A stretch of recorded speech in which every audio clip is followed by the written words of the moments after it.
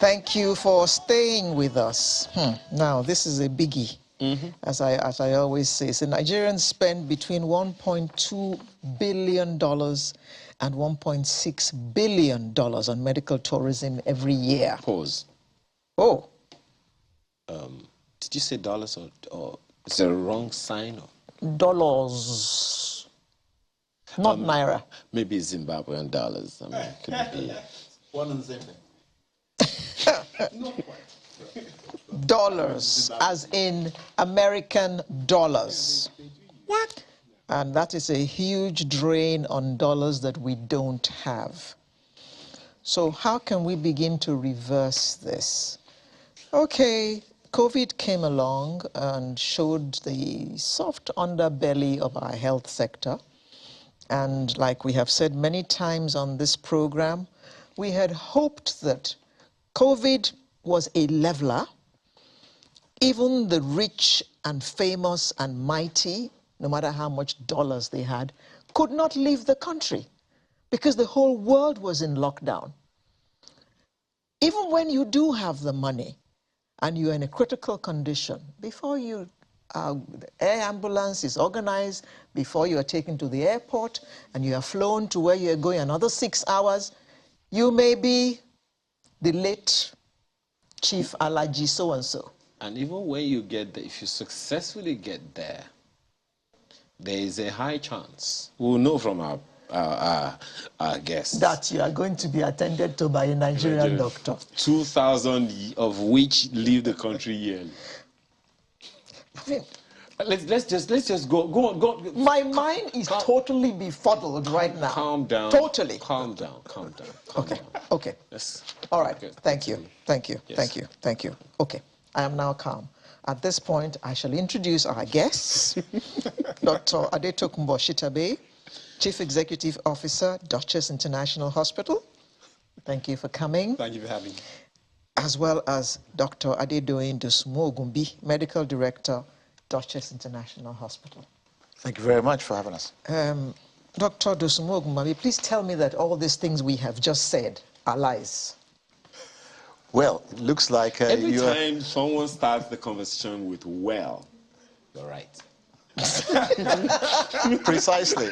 I was going to say you're already doing our jobs for us. Of course, Dr. Shitabe, as the CEO of the Duchess Hospital, and myself as medical director, you are really you've laid it out so very well. 1.2 to 1.6 billion US dollars every year that Nigerians spend abroad. And they may even see a Nigerian doctor there, just like you said. So it makes more sense for us to build the capacity here in our country, and for our people to stay here, and people to even come here. Why can't other people come to Nigeria to get the health care? But that was the experience before. We yes. understand that was the experience before. In the days of UCH, when Luth was first built, the whole of West Africa, it was the hospitals for the whole of West Africa. That's right. Like I tell people, my mother flew from Canada to UCH to deliver me. Jesus Christ. And that was quite typical, I hear. Absolutely. Excuse me? Can you say that again? I just want to be proud a little. Yes. My mother flew from Canada to Ibadan, to UCH, to deliver me. And you are still here? And I'm still here. I'm alive. Alive and well. Alive and well. Now even a medical profession. UCH born. Yes, absolutely. I mean, she gave up the chance to have him in Canada. She wanted him to be born in UCH because UCH had the capacity to do the job. Such was her confidence in UCH that she medically toured. We're talking about medical tourism. Medically toured to UCH to have her baby. Him. Come on, Nigeria, wake up. Wake up, Nigeria. Calm down. I said Come on. Calm. Okay. As the kids say, Pharaoh. Okay. Dr. Shitabe. Yes. 1.2 to 1.6 billion dollars yearly. How bad is that? That is extremely bad. It's a hemorrhage, isn't it? If we break that down, that translates to about 60,000 Nigerians hopping on the plane each year to spend approximately $20,000 a trip. Each. Absolutely. Absolutely. But And, it really, money which we can use. oh, yes, money which we can Really? preserve and use right here. life is sweet, and everyone wants to live at whatever cost. Since the 80s, I've been hearing about brain drain. And when I hear brain drain, it's always largely in the medical sector. Do you blame the people who go on medical tourism? That's an interesting question, and it's a question of responsibility. And the way that I would normally respond to that line of questioning is to say it's an opportunity for us as medical practitioners, policymakers and the government to look inwards and think rather about why people are choosing to leave the country. And that brings us to what I have come to understand as a crisis of trust. The real reason that people are choosing to leave the shores of this country, the real reason we have this hemorrhage of about 600 billion naira, to put it in context, is because people do not trust the system. But why is it that people do not trust the system? That ultimately is what our responsibility is. You want a system that, of course, is capable of delivering high-quality care, robust governance, both clinically and administratively, that a system that is operating under the right policy and regulatory environment, a system that is able to draw upon robust public infrastructure. Okay, those are all of the things that have contributed to this mass exodus that you see, not just of individuals who are consumers of healthcare, but those who also would like to be in the position to provide healthcare in the sort of environment that would simply validate their education, give them the chance to feel that they can practice autonomously in an environment that is robust enough to give them the desired reward for all of the effort that they are putting into it. And it's not just monetary. You want to know that you're actually making a difference and that the system is there to enable you make a difference as well. Okay. So I would rather focus on that responsibility that we have, and that's part of what we're trying to address at the Duchess International Hospital. Dr. Odosumogwami, it is not, this trust that he's talking about, it's not because Nigeria does not produce good doctors. Because, I mean, if they are able to leave this country in their thousands and get jobs in America, in the UK, in Canada, in Saudi Arabia, just name it, it's not because of their expertise. Nigeria produces good quality doctors. So why is it that they do not stay? So it goes exactly to what Dr. Shitabe has been saying, that yes, we have the required materials, we have the required tools. In this case, we're talking about human capital. We're talking about doctors and nurses and other allied healthcare professionals, by the way.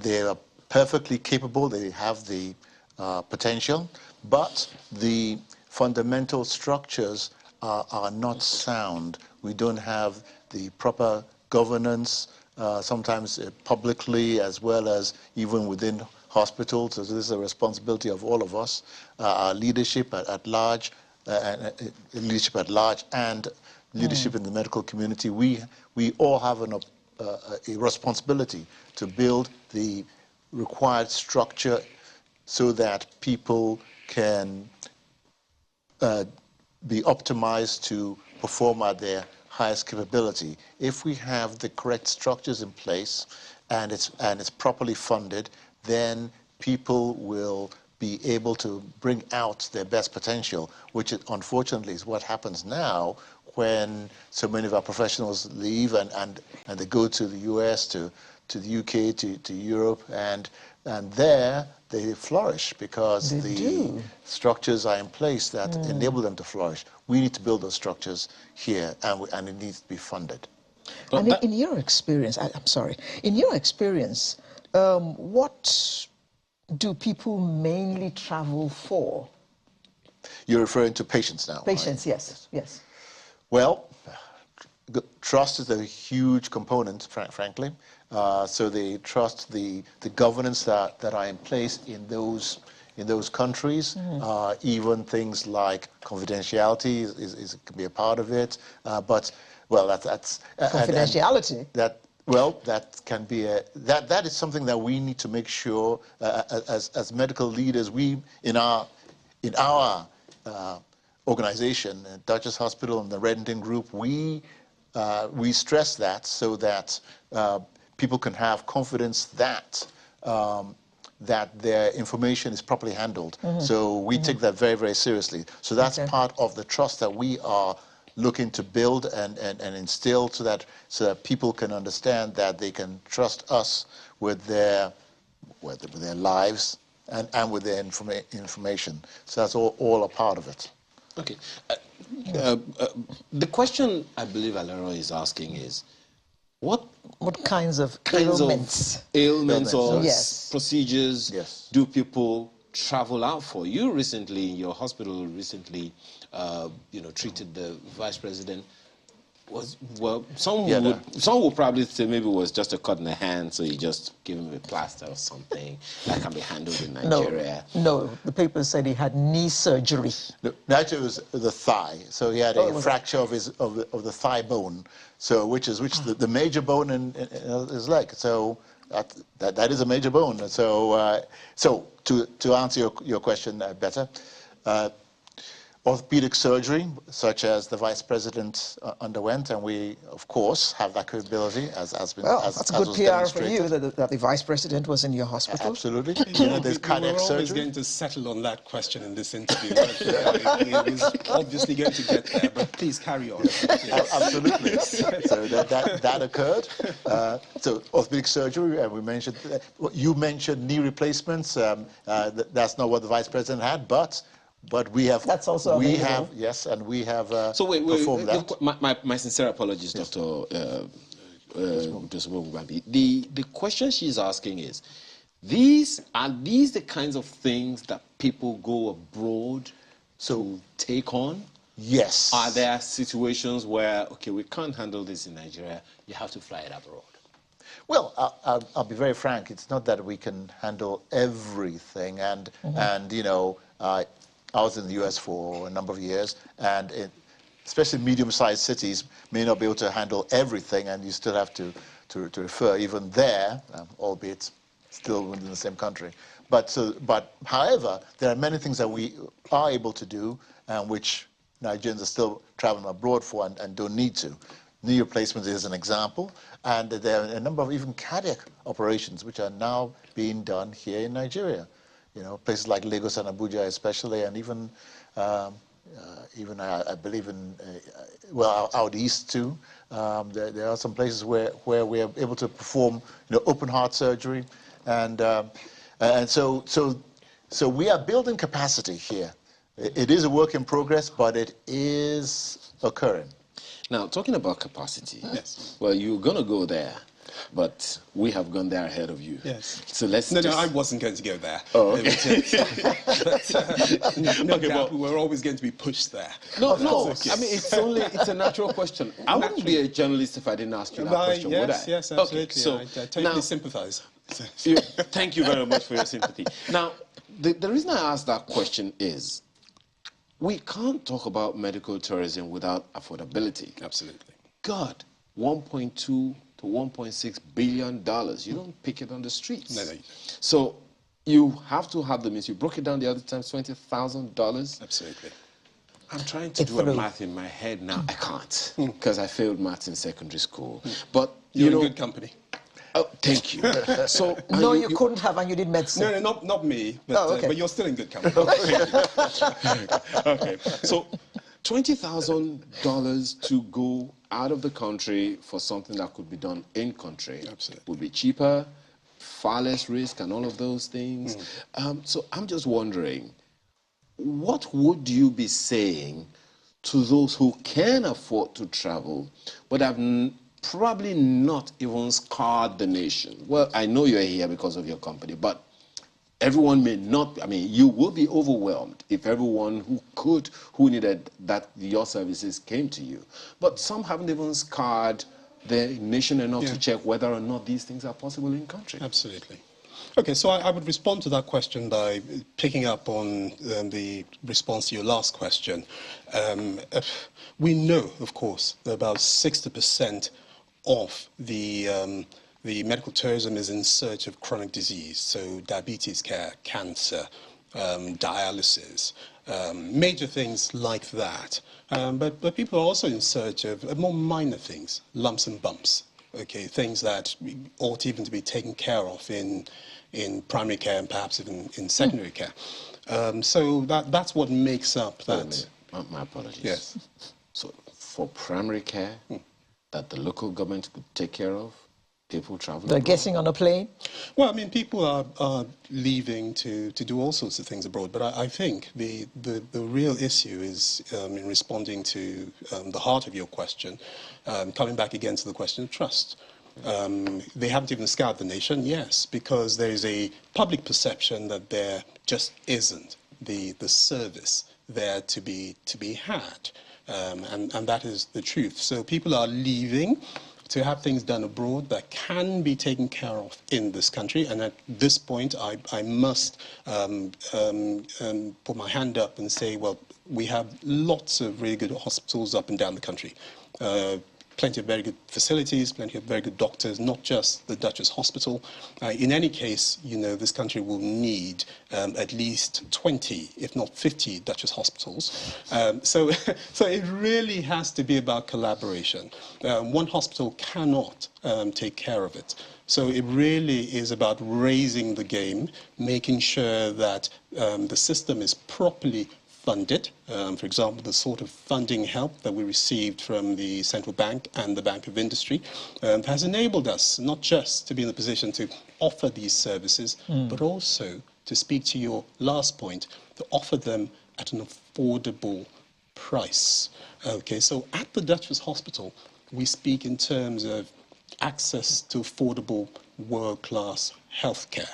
So it's a huge, sprawling, imposing-looking building, but what we're actually saying is that this is a facility that is open to the community because of the funding help that we have received, which really we would like to see rolled out around the country. We're able to pass the benefits onto the people and as offer, many as possible. offer that access to world-class affordable healthcare. So I make bold to say on this program, for example, that for precisely that reason, to register the Duchess International Hospital is no more than 5,000 naira.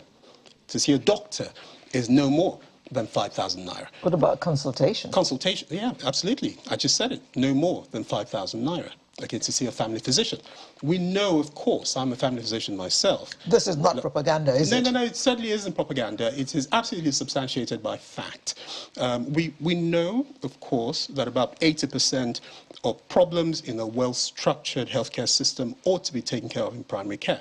So you can see the benefits of having a system like this that's well-funded, not just at the Duchess. If we're able to extrapolate this and roll it out across the country, you begin to have the start of a well-structured healthcare system, not just in Lagos or in Ikeja, which is where we are, but in Abuja, other places around the country.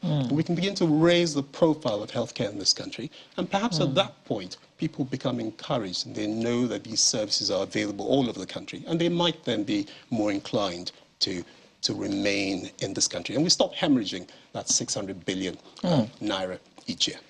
Now, Doctor, I think that the Vice President having his procedure done in Nigeria was a masterstroke. How much do you think this will instill more confidence in Nigerians that they don't need to run across to Germany when they have a headache, that actually there are facilities in Nigeria, if they bother to search, that can take good care of them? I really want to commend the Vice President and express my gratitude, I would say, on behalf of the Nigerian medical community to him for that. And I do do believe that that shows leadership. And in fact, we have already seen people already contacting us, more people walking through our doors precisely because of the Vice President's action that he took. That's to be expected. That's to be expected. Yes. So, I have to say, you don't just lead by speaking, but by example. And he demonstrated it. He demonstrated his confidence in us, and indeed, it has resulted in by their fruits we shall know them, and this is the fruits of that. So, should you get overwhelmed? I asked Dr. Shitabe the other time. Well, I was going to respond to something that he said the other time. You are the CEO. He is the director, so he knows where the true pinch is right there in the hospital. So, should there be an overwhelming situation? Because just as you said, people will begin to search the country and they will find, as you said, 60, 70, okay, let me not blow my trumpet. Maybe just about 1 or 2, 3, 4, 5, or maybe 10 such Duchess internationals all over the nation. Should there be an overwhelming demand for those services? The challenge that people have had over time is sustaining the quality of service delivery. You just talked about, you just let us know that you're a Nigerian-born foreigner. Okay, so, but I don't know if anyone would want to travel from wherever in the world to give birth in Nigeria again. So it's a challenge of service delivery, sustaining the quality. Should there be a surge in demand? Well, I can't sort of deny that that is a challenge. You're correct. You have, and it's, of course, it is my job. My CEO will be looking to me and does look to me to provide and to maintain that quality. It is a challenge, and what we need in general as a system to meet this challenge is funding, and of course capacity and capacity building, and of course a big part of my job is to make sure that we have the capable people in place and in the correct numbers to meet this challenge and this surge. We certainly have the potential for that capacity within the country, and sometimes you have to source some of this capability from outside the country, usually from Nigerians. We're still talking about Nigerians here, but we know that so many of them have left the country. Well, a place like Duchess, and as you said, there are other duchesses around this country, very frankly. As he said, I did. Yes, well, yes. And so places like Duchess are able to attract these Nigerians who have top-notch qualifications, and we are doing so. We have a program to provide top specialists, again, mostly Nigerians, who may actually be abroad, and they actually can provide consultations, sometimes virtual, but they also come physically to Duchess. They even come and operate in Duchess from wherever they're based, whether UK or US. So those are the techniques we are using to provide the capacity. So you try not to hemorrhage personnel. Precisely. In fact, we are attracting them. The reverse medical tourism is starting with those personnel. Would you say that this surge has actually started with the VP coming to your place? Because the VP not going abroad is going to strike a lot of people. I mean, I'm sure many of them hadn't even heard of you until he came along. So do you think that this is going to make more people actually search, say, oh, if the vice president, no less, can subject himself to, getting this kind of medical procedure in Nigeria. Nigerian doctors. it means that there are many more hospitals like this around. So maybe I should shop around Nigeria before I commit to flying off to India or wherever. Absolutely, and what I will say is that the Vice President coming to the Duchess International Hospital, and there is only one Duchess International Hospital, by the way. Many hospitals doing wonderful things up and down the country, but there's only one Duchess. For now. It is dear. For now, and we Such conceit. Yes, absolutely. So it is a remarkable vote of confidence in the Duchess, in our facilities, our services, the capacity that we have to deliver this service. But it is also a very, very important statement about what this country can offer, okay, and what should be happening in terms of not just patronizing, but investment that needs to go into the healthcare industry in this country. I'm sure, of course, that a lot of thought went into the Vice President's decision to do that. And I think the Duchess Hospital had the opportunity on behalf of the entire healthcare industry to say that, well, we can do this. And we hope that we were able to serve the Vice President and the people of the Federal Republic of Nigeria correctly in that. Just one last thing before we go. So we have all of these challenges. We have all of these limitations. Yet the number 2 man in the country of 200 million people chose to literally place himself in the hands of the medical industry in the country. What does that say?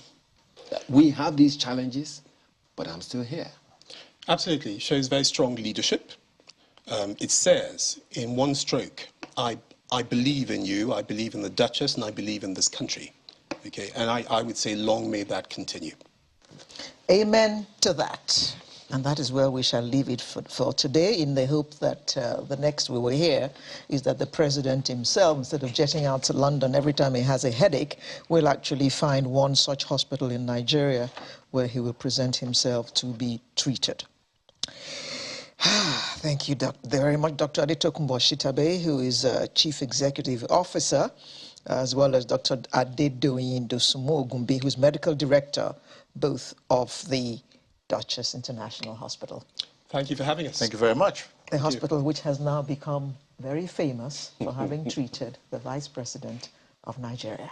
Yeah. Thank you very much for coming, gentlemen. Thank you very much. And good luck to you. Thank you. Thank you to you both. Thank you.